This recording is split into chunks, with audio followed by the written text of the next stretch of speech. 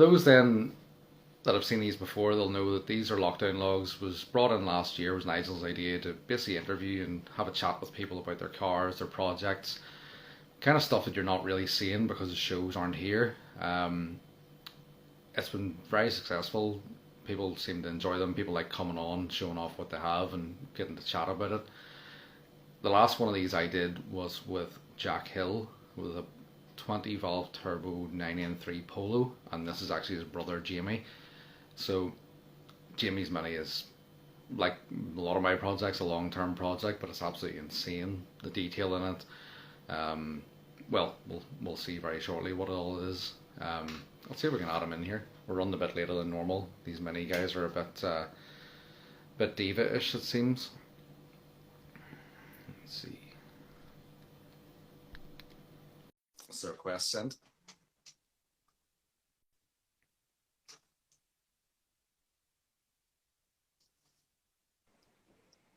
There Hello. he is. Hello, sir. Hi, thanks. Have to say, that's fairly impressive Not too haircut you've bad. got. Hear me okay? Oh, yes. Yeah. That's the old DIY haircut. Right. I wouldn't want to have to grass Darlene. You going to the barbers or something? Some wee No. under the counter job? No. Funny, anybody that has seen me says, "Oh, we're getting the illegal haircut," and I was like, "Nope, Oh, 1 hour with a beard trimmer." it's fairly flash. I wish I could knock mine out like that. Well, if you look back at the one of these I did with your brother, it was like a fucking mop on top of my head. So, But how things with you? not too bad. Yeah, we're getting on. We're recording this morning there, so the latest episode out in the middle of the week. We did it, and then home now. And well, I was going to attempt a bit at the cars, but didn't bother, and then just sat down to do this. How are yourself?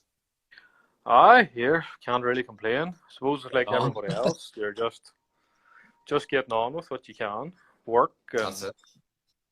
with a bit more work in the garage than normal, which I suppose is a good thing, but still plenty to be done. You'll know yourself, sort of self-proclaimed king of long-term projects. Oh yeah, anything just to try and keep busy, I suppose. That's it. I suppose with it, you just have to keep knocking bits out piece by piece, and it all gets over the line eventually, doesn't it? Yep. So this mini, I have zero notes on the mini because I'm not a mini person. I know literally nothing about them, only from pretty much your build. So I'll let you guide us through it. But how long have you owned this car? So this was actually my first car. I've owned this about 12 years now. Mm-hmm. So this was, I think when I was at school, we sort of realised that A levels in uni probably wasn't going to be the route it was down, and it was probably going to be more automotive or mechanic. And this was sort of right. Here's the car, learn yourself, get yourself a head start. But that kind of went out the window. It wasn't mine. I didn't think I would have it 12 years later, to be honest. And it was only meant to be Yeah. sort of, you know yourself, throw a set of super lights on it, maybe a set of spots in the front, and job's done, and leave it at that. Standard But mini material. pretty much, it kind of escalated quite dramatically, unfortunately, for my pocket. And I suppose where we're at now, we're now into year, I think it's year 5 of the rebuild. Mm-hmm. But what happened here was, originally when we got the car was restored. I restored the car to, it was a very clean, what they would call sports pack shell or sports pack car. Okay. And it was an old timer that sort of is based out of Omi here, a fella, Desi Moore, that done the metal work and the painting. And Desi would be fairly well known in the mini community for sort of metal work. So his big ones were sort of roof chopped and body chopped sprint style cars.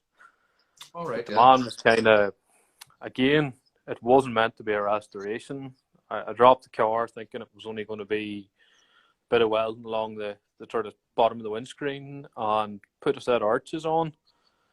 And within a few weeks, he had the shell stripped, and it was right. Fact, I guess we're on it for the long run now. So that's how the whole Mini thing started. It was only meant to be super lights and spot lamps. Yeah, that went well. I'd be right in So, saying, much like a lot of our own Volkswagen stuff, minis like to rot. oh, I rot like there's not much.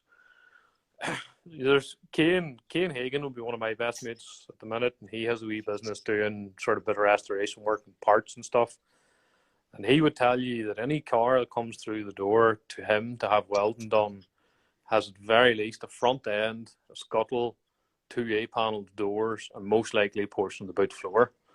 So you're going on near 50% of the shell before before you get to anything else. We sort of patches and sills, and they don't like patches.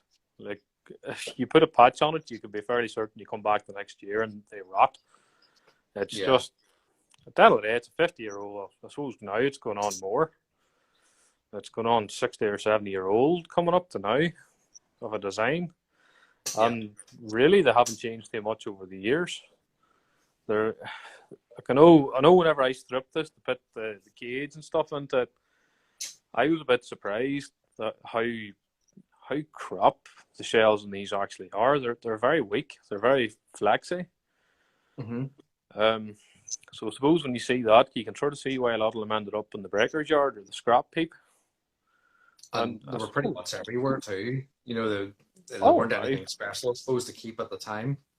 Being perfectly honest with them, they're the equivalent to what a Corsa B would have been back in, suppose, our early driving days. They were cheap, they were cheerful, and most people had them in sort of your starter car R plates. Like my dad, my uncle had a 1275 GT as his first car. That would have been sort of late 80s, early 80s, late. And he would tell you, I think at the time he paid 250 quid for that, which even by then standards was a cheap car. Now the same car these days are probably closer to 10,000 for the I suppose they're a bit like sort of the early decent Mark 1 or Mark 2 Golf that kind of all rocketed. They're climbing. Well, I suppose everything becomes desirable again, doesn't it? And then all of a sudden you have something that's a bit of a money pit. Well, what was the first year of the minis? I think it was 59 was the first one, which were... And what they ran till, was it 99 or 2000? Well, this shell was one of the 2000 shells. So this would have been one of the last ones before they done their last run of 500s. So they done a run of 500 of them that had, at that stage, I believe BMW owned the company. Okay. And they put on some stuff like there was a bit extra thickness and rubber seals and sound deadening just to try and make all the regulations at the time. But it was never going to survive. They just weren't. They weren't up to much. So it's funny to think that car is the same age as my Bora. Oh, 100%. Like I remember whenever we were tech and there was guys that had like Mark 1 Leons and stuff that were 2001, 2002. And you looked at the amount of work that you had to put into this to get it roadworthy, and that it was just mind-boggling. It was completely two different eras. And I suppose Mark 4 Golfs. If Mark 4 Golfs were early, I think some of the later ones of them were 99 or 98 possibly. Yeah, the early Mark 4s were 98, yeah. So they were older than this. Well, yeah, so... over the years, obviously the Mini, a bit like the Beatles and everything else, kind of like made changes as it always went along, probably every few years, subtle changes like lights and stuff like that. The later one would be less desirable. Obviously, that's been a later one. Am I right in saying you've done a lot of this to make it look like the older ones? Yeah, so the later ones, they all had, I suppose on the front there, on the rear, the big difference on them was square lights, square rear light lens. We'll see if I might be able to show it to you better here, but what's on this car is an early lens, and they're a little bit more curved, a bit more small. And with the late cars, they would have it's almost like a rectangle, I suppose, a bit bigger than an iPhone was the difference. The very early ones also had, now I haven't put them on here, but they had an external hinge, top and bottom. and then on the front they had this style grille, and I think the wee orange markers were a slightly different style than the other. The later ones, they had more of a squared sort of surround on the grille, whereas suppose you see there that's a bit more curved. Other differences, the glass apertures were minutely different. This car, actually, I reverted back. I bought a kit to put the sliding style Mark 1 windows into it. Okay. So they're actually two-piece windows. So there's no actual like winder, such it just slides out of the way. No, it's just a two panel. Now the kit was like one of the, like most stuff you bought, it never fit. It required rework. Yeah. Which that's the point I found out that the glass aperture was completely different shape. Of course. I suppose it's unfortunately nobody's there to tell you that. You kind of just have to figure it out as it goes. Being a popular car, then I take it parts are readily available. Obviously, being aftermarket, maybe not everything fits as it should, but you can get the bits. Oh yeah, like at the minute, it's probably one of the biggest motorsport preparation companies for these. At the minute, there's a guy called Owen and the Phones in Wales. And he's now at the stage where he's completely fabricating the shells from top to bottom. And they're all from BMH and Magnum panels. So you can pretty much get everything, I believe. In fact, you can buy a brand new shell. And I think they're about $8,000 plus VAT.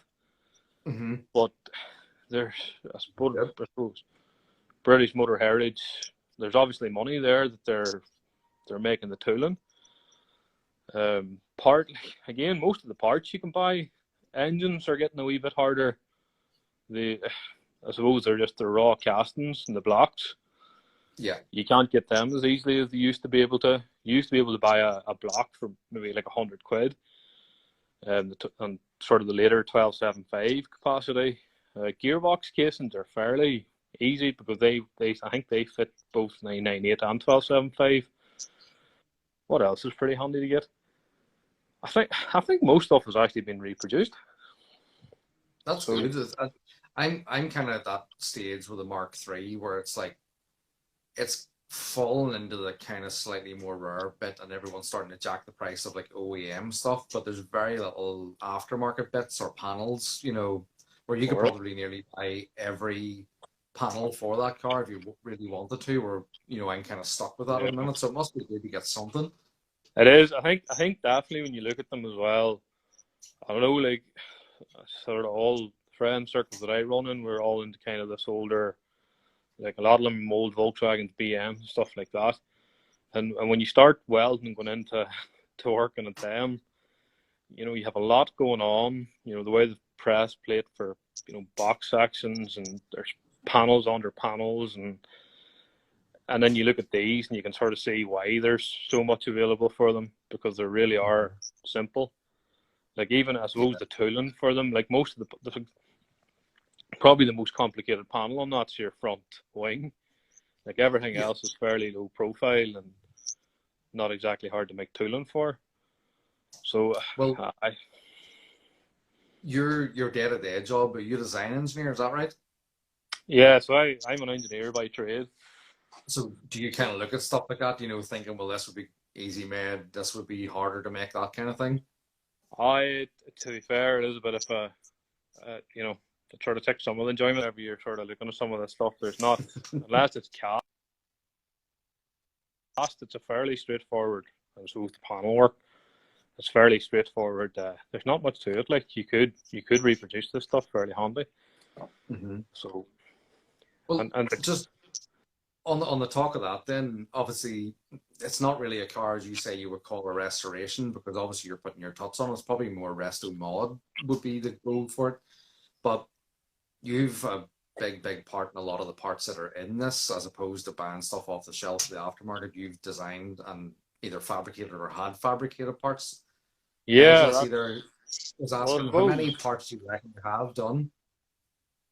Oh, here we could be into 20 or 30 at this stage, like. You That's great. It know, must be cool to look at it though, and knowing that you've designed and had something made, basically pulled out of your head essentially. I think a lot of the time in this is, I suppose, here I'll lift the bonnet and we sort of see why. Like, Yeah. the biggest problem I've had is sort of quality of parts. Bear with me a Yeah. second. So the quality of parts and all this stuff's fairly poor.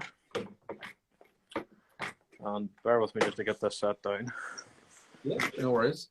But you're right though, you do find with a lot of the aftermarket stuff that the quality is lacking. Oh, yeah, there's nothing there. And another, I've sort of forced down the road of, listen, well, we make it ourselves, because you can't buy a lot of this stuff off the shelf. Like, Hmm. probably a real good example of this is there's a water tank there in the top back passenger side engine bay. Now you can Uh-huh. walk on, you go on the concept R and you can buy one of them. They're not dear, they're about £100. But then whenever you go to look, if you measure that up in terms of proportions, it's grand for like the likes of a modern Golf or BM. It fits. But to Yeah. try and shoehorn that into the corner of that, it just doesn't work.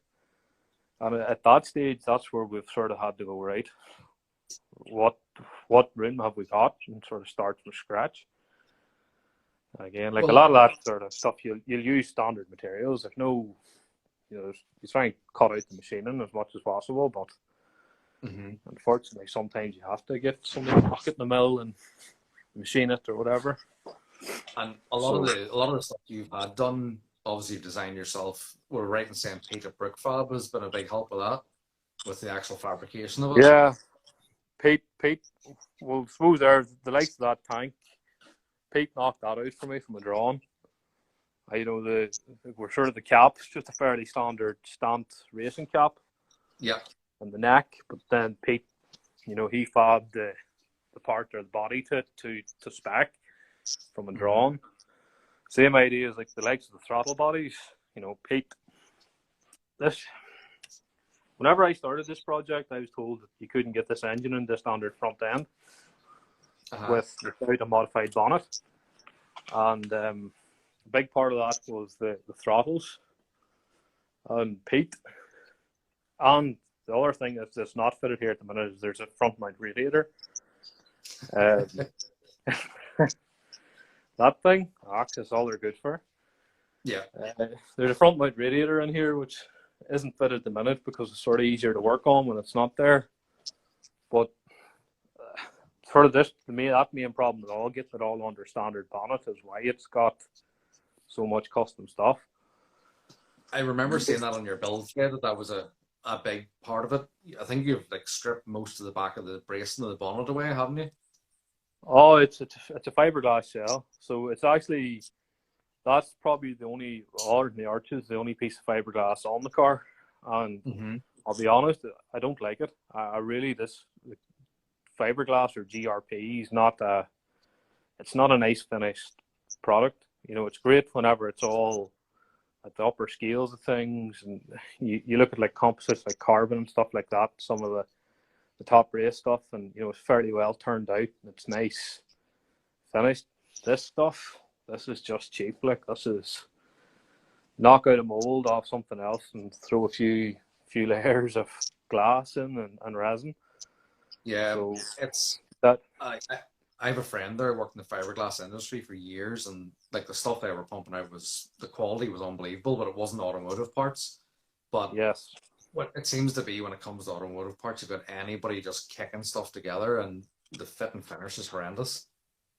But I suppose as well, you look at that, like there's a few fairly big companies down south that sort of do drift kits and stuff. Yeah. And it's perfect. Like, there's no point them guys spending whatever 50 or 60 man hours on a mold to leave it perfect, because the chances are first day at Mondello or first day at Akadui, the back of the quarters hanging off. Like, It's going to slap this a stuff. wall. Yeah, there's a guy in the UK, Carbon Weasel, Ben Popman, or I think it was slaughtered his name there. But you want to see his work, like in terms of composite. And if I was putting carbon onto this car, Hmm. you'd be buying everything from him. Like, Aye. cost of it, cost is like a lot more than what you would buy from like a mini spare glass bonnet, but that's quality. That's Like, what you pay you're for. paying You for pay it. for the guys. Well, you pay for the guy's development time and his labor to get it. Yeah. But the bonnet. So there's fiberglass bonnet to try and get this all underneath. That's probably the easiest part to see. The subframe's actually lifted into the car to sort of help with the angle of the ball joints. So these wouldn't be something that you would run dropped, if you get me. They don't lend themselves to being on their hole in the backyard park job. Yeah, they're even this, am I right in saying the suspension system in the front of them isn't even like a shock and spring? No, it's actually, so you might be able to see it in there. So in there's a large piece of rubber. Okay. They call it a rubber donut. And that actually sits against, there's an adjuster in the bottom, looks like a cone. Mm-hmm. And that sits against your top suspension arm. And that's your ride height. So that is your spring. The rest of it, Right. your damp. It's not as, on the front, it's not as far off of what people think. It's fairly sort of double arm and an adjustment that way, external damper. But they're not, as I say, I might be able to get the photograph underneath here. So it's kind of hard to see there. I can't see it, but I can see special looking brakes. The bling, you got to have the Gucci. Well, we'll talk then about, obviously, a lot of these problems, other mini guys aren't having them, and the main reason you have these problems is basically self-inflicted, and it's right in front of us there, isn't it? Well, that's it. The goal, something that was fairly certain along the whole thing was, I wanted it all underneath the standard bonnet. I didn't want that to look like real obvious. So a lot of guys, like, this conversion, it's not a like real uncommon conversion. A lot of what the guys do is they'll either put a bulge in the bonnet or something like that, or lift the back corners, and that's 100%. I've seen some very, very neat solutions done, but for me, it had to have a standard bonnet. It had to have standard grille. Nothing. To me, that was a surprise. That was a challenge. And again, I suppose that's why we had a chop. Like, for example, the frame. We've lifted the frame in to try and help with that ride height problem. But the problem then it pushes your cam cover closer to the bonnet. Yeah. So then the problem was we basically cut the sides out of the frame, made a jig, dropped the engine back in by about 1.5 inches, and then moved it back to get clearance for the radiator. Like, a lot of that stuff you'll never see. Yeah. That's it's the just beauty with these cars, about. though. That's why the likes that we wanted to do this car, because it's silly details that no one will ever see or likely know that went on, that, like, literally you probably lost sleep over for weeks. Oh, mental! Like, that all came under. It worked out really well. Like, when we got this all under, there's a few wee details left, like a few pipes we made up, and with a wee a nick or something to take out of one of the front panels for the radiator. But that was the biggest challenge. And then we started moving back, and like I say, it's caged. So I'll open that. And again, it's sparse. Well, at the minute it is very sparse. We'll sort of, it was a national, it was left to guy Stephen Wishart Motorsport. Yeah. Stephen would do quite a lot of the sort of Mark II escorts and stuff over here. And basically the brief was sort of what I talked to you earlier on. The shells really aren't strong. They're very flexy.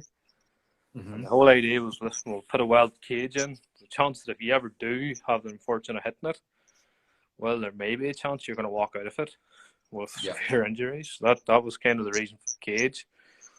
Plus, it also looks pretty decent. It looks aggressive, when you see the whole thing sort of It's nice sit. colour, Matt. Is that like a light grey colour? Yeah, so that's BMC's finest tweed grey. So Oh, it's almost very like nice. Nardo grey. Yeah. And the inside of the And roof is painted as well, all tweed oh, grey. that's nice touch. Yeah. So It's is the great. plan to leave it? Is the plan to leave it kind of bare, like painted floors, that kind of thing? Well, the floor's painted, like it was meticulously painted, and I've really went off that idea. Main reason being you can't keep it. Yeah. Like, the car hasn't even seen the road yet, and the floor has been painted twice. So Need I some just, paint protection film. it's just not, it's not practical whenever you're going to try and use it. Like, I know I've spent a lot of money on it. I want to try and get some enjoyment out of it. Yeah. Whether it's a trip to the port for a fish and chip with the missus or something stupid like that, or work on a Friday. It's not going to be an ornament. Well, it could be. You never know. I mightn't like it, but I've spent a substantial sum of money on it. I'm going to get money's worth out of it. Yeah. That's my attitude Your to it. one of your most recent ones there was the interior mod was for mounting the dash clocks. Can you show us that? Yeah. So what it is, it's a standard mini column, Uh-huh. but obviously with us having the cage in it, and it's done to suit my driving position, so it's quite far back. So we've modified that. There's some laser cut brackets on it, all nicely TIG welded, and then a little 3D printed cowl on it. That's tiny. The Momo team wheel came out of Jack's Polo because he wasn't man enough for the torque steer. What size is the team? It's a 280 one. It doesn't even look like a 280 mm team on a No. car that small. It's suited for this. It's not suited for. Yeah, it looks comical and something bigger. Yeah, and then we've got the electrics in this are going to be a bit fancy. They're all going with what's called PDM system. Yeah. So other than the ignition switch, that's your controls for your whole car. Okay. It's all canvas.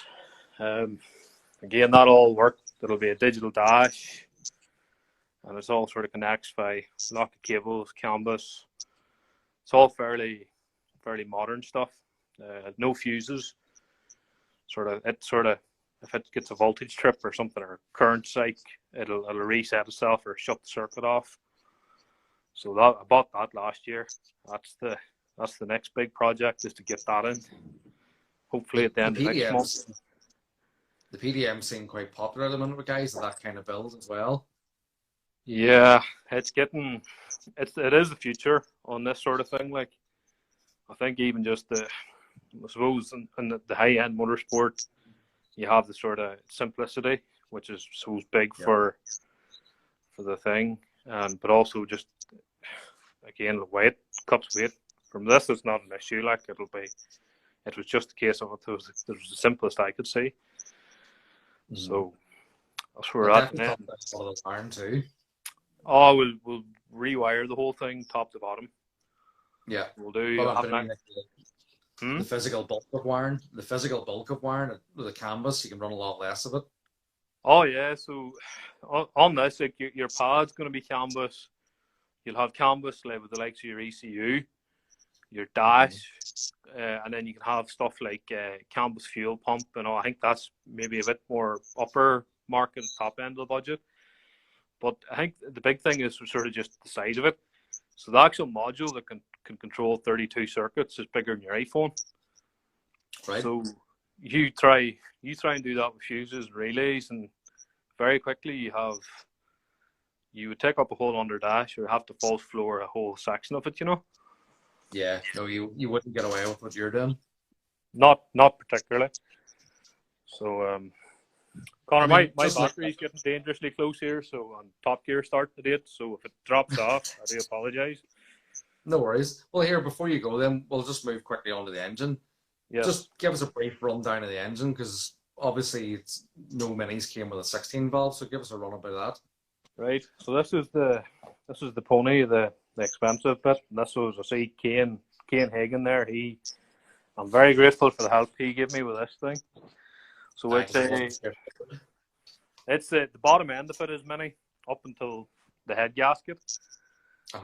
After that, the top end of it's a BMW bike head, 16 valve bike head. So it's a company in England that sort of commercialized the conversion. It was an Australian guy back in the early 90s, I think, sort of came up with the idea that all the bores space, they all kind of, I think it's 1.2 mil across 4 bores, it's out. So the idea is that you build basically a standard, or well, as fancy as you want of a bottom end and gearbox. Yeah. Then modify the top of the block or the head studs, and at that point you then can fit the head. And when you have the head on, it then converts it to like a drive belt pulley system down here. So we have that. So spec wise, it's a lot far from the standard one. There's quite a special crank in it, forged rods, pistons, all ACL bearings, ARP fasteners, the box, full straight cut box with quaife diff. It's all close ratio, fancy clutch on it. The head itself is then it's obviously been converted, but it's been fully converted, and then it's all sort of gas flowed or milled out to sort of as big as the chambers can be without having to start pressing steel inserts in and all that kind of thing. So that's been built by Kane himself. So touch wood. It was the first. It's the first we've known of or been involved with. Like this was a big heartache. I sent this to England on a pallet, and a fair share, what I'd probably describe as a house deposit. And it came back, and if it wasn't for Kane and Powermax Engineering in Cookstown, this thing would have been stripped. There was no aftermarket or customer support at all, and they were fairly. We kind of had to figure it out by ourselves. Luckily we're not completely green. Yeah, I remember seeing their build thread and like stuff that should have been bolt-on stuff and straightforward, needed machining. I think there was a lot to do with pulleys for the cams, wasn't it? Yeah, so this all these here, to get this to drive straight, it all has to be aligned. And the kit comes with shims, but it was nowhere close to even being. I think this pulley here, it's got like lock thou skimmed off the back of it to bring it all in line. And then there was there's a pulley down here that drives an oil. You'll not see it in the video, but it drives an oil pump. And there's a retaining ring, like a belt stop, and it's epoxied on. Like at the end of it, we had to go and get it. Welded. Basically, Pete had to help us out there. A bit of a quick one night to get it welded, just to get the whole thing together. The crank, it came back with the wrong bearings, so we built the whole thing up, torqued it, crank wouldn't turn, and then the sort of support was basically all measured with the digital verniers. Like you're chatting here, this is down to microns, and they were sort of expecting us to send digital vernier readings. And it was a stressful experience, I'd say at the least. And you think you're doing the right thing buying a kit to do this. It should be a straightforward bolt-on job, but it's disappointing when the likes of that happens. I think so. I think it's particularly whenever you spend substantial sums of money. To us, like to say some of the guys that are in the top levels is probably a tax write-off in the business somewhere along the line, but those guys, you graft for it. Like it's not, you don't pick it up overnight. It was just frustrating. Well, even there at the minute, like that's all in, and there's a 4-branch manifold down the back. Yeah, and like it's far off. I've had to cut 3 inches out of it to even get it to tuck underneath the car. That's crazy. Currently, but yeah, it is what it is. I seen somebody asking there, what sort of weight is the car? Do you know, or what does it aim to be? I think you could be seeing close to 650 kilos here. That's ridiculously light. And what sort of power are you talking, or do you expect from the engine? These engines seem to make about 130 to 40 fairly easy, and you just run them on 95 RON without. Yeah. It's kind of, I think the best way to describe it's more like a 16 valve GTI engine. You know, very revvy, very torquey. Yeah. But obviously in something about 2/3 of the weight. They can rev to about 9,000 RPM. You drop a set of cams and the bigger throttle is on it. I've seen ones that are close to maybe like 170 and 180 brake in the dyno. And the other thing that... Sorry, go on ahead. I suppose the other thing that makes these really suited to what the minis and sprinting and sort of rallying is the torque curve on them.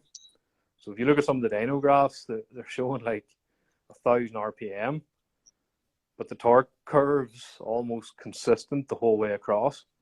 Yeah, you know, there's no, nice. You know, it's not like everything else modern. You get it sort of grows as the RPM. It's kind of there the whole time, which I think I'll leave it. Is that to do with the head? I think so, yeah. They come with a fairly restrictive head at the start. There's the two, whereas this has 4 intakes. The old one only has 2 and 3 outlets. It was fairly revolutionary at the time in terms of cheap passenger car, but without like 2 or 3 grand put into them and some of the right guys in the country, they don't produce. The same spec engine with a normal head on it on the bottom. I think Kane's actually very close to this, if not identical. And I think his is just about touching the 100 horsepower.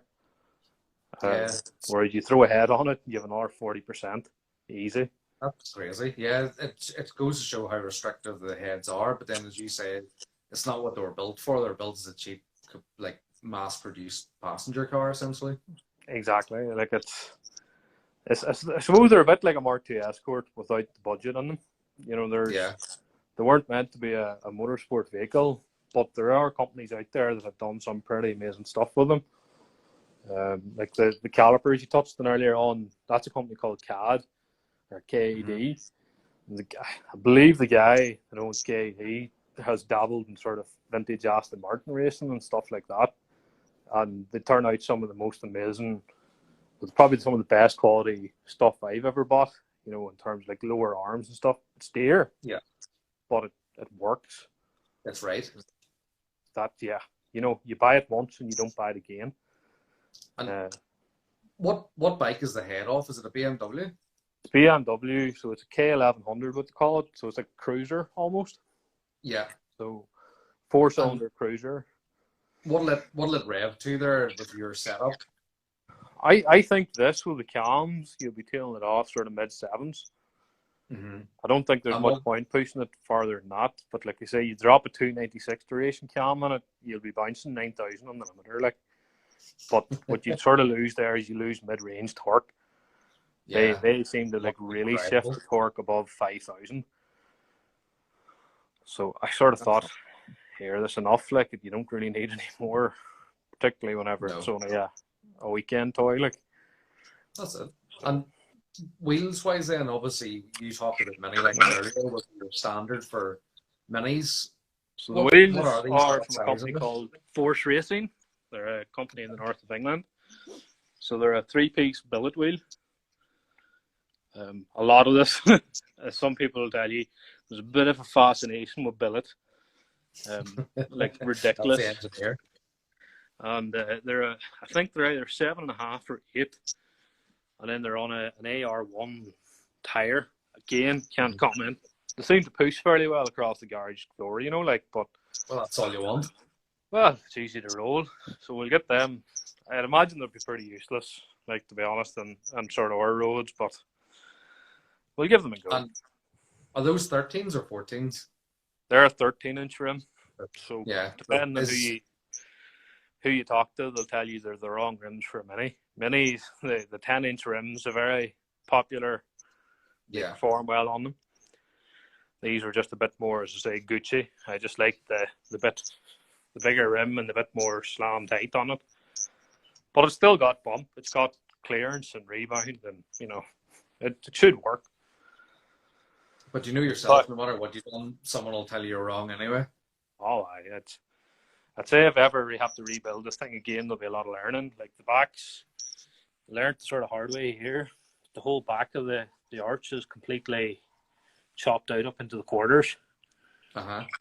So then they're on it's a company called Protec shocks in England. I think they do a lot of stuff for like Caterhams, like custom shock lamps. So they made me a set height damper, and then it's on Faulkner race springs that I spec'd, done some man math, and came up with what I thought was clearance friendly without busting the back arches out of her. Yeah. Fronts, as I showed you, I personally like that front cone setup. I had coilovers in this thing before, and they ripped out of the wing. They were that stiff. Shit, right?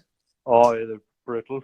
So that's why she's now back. It's sort of, I suppose, when you look at it, all the strength is in subframe. So yeah, on this type of car, to me, it works. Some of the lighter cars, you'll get away with it that have a bit more structure from the cage and stuff. But to me, this is on a road going car. That's the best setup on them. Well, just on the topic, then you're saying about the donuts. Can you buy like different like grades of rubber donuts, you know, for to make them stiffer, or you know? Yeah, you can. So they do many spares who would supply a lot of the parts and remake them. They will supply you like what's called like a yellow dot and a red dot. So I think I could be wrong here. Some of the real diehard mini men will tell me. I think yellow dot is circuit racing, and then red dot's more aimed at like a rally. They're again. I stuck with the standard style one for now. It sort of get it on the road. They're not dear, like I think they're like 40 quid a piece. Like, imagine buying it. So it's aye, and I think you can.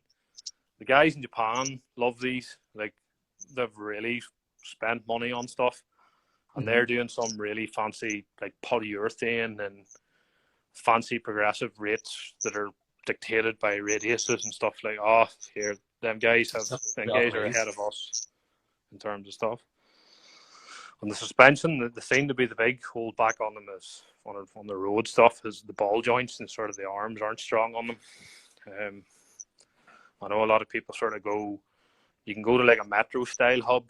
Again, that company KD make them, and they have a different style ball joint there. That's the way to go for a sort of performance oriented car. So we'll see. Maybe treat myself to Saddle M next year. Is obviously that rubber donut for the front spring? Does the shock run through the middle of that, or is it off to the side? No, it's to the side. So if you imagine the donut's sort of fairly central above that wee catch tank, the shock's just on the other side of the wing, sort of into that triangular gusset. Where I'm going with that is, would it be possible to fit bags? Oh, you could. There is a few there. Like, you could, if you wanted to go down that route, you could bag the front of one of them pretty handy. The backs, you'd probably have to start pitting turrets and stuff like that. But your guy is Linebug VW that does some of that really fancy air-cooled stuff. Yeah. He has a bag or strut that's really well suited to sort of narrow areas. I'd probably think if you're going to do that, you would use them. I'm just thinking it would let you away with the best of both worlds if you want your stance, but you can also raise it up and drive it. It would, but it's not for me personally. I'm a big fan of it. I can see the likes of it with the likes of like Connor had it in his car. And the BM. Like I'm sure that's probably a 14 or 1500 kilo car, and it drives brilliant. And I've seen also other people have had it in sort of a lot quicker stuff. And it's here. If it's something you're going to trail up and down the motorways and blast about, it's the way to go. But to me, in a Mini, I have the thought had crossed my mind a few times, but I sort of talked myself back out to it. You're too much of a purist. Oh, don't say that. Don't say that. The purists would have me on a stick if they saw the Mark I styling and the Austin badge and a non-Austin shell. Yeah, they wouldn't like that. but I like it, so screw them. Yeah, that's it. That's what all about. So, Jimmy, I'm aware your battery's going to die and Top Gear's about to start, so I'll let you too go. right. Top Gear time. Connor, pleasure chatting to you, and sure I'll see you Yes, thanks again very in the much for summer coming at on. some It's been stage. great. Do well, boys. Chat to you See then. you, mate. Bye. Good luck. Bye.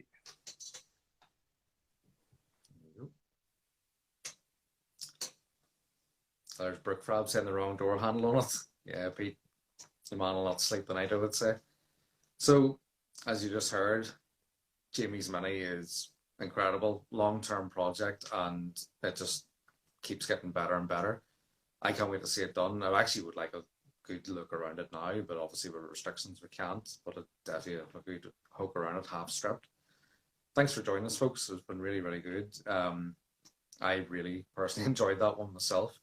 We recorded the latest episode this morning, which will be coming out this Wednesday, so keep an eye on that. Obviously, you're following us on the Instagram page here. Give us a follow over on Facebook. Even anywhere you listen to your podcast, just type in Reload Podcast and you'll find us. And until the next time, we'll catch us again. Thanks very much.